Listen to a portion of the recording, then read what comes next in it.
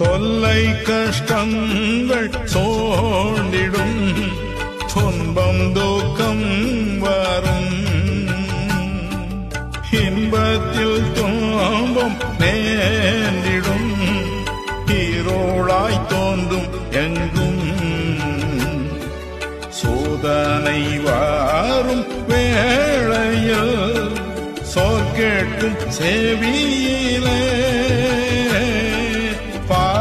பாரத்திலிருந்து ஜெயம் வரும்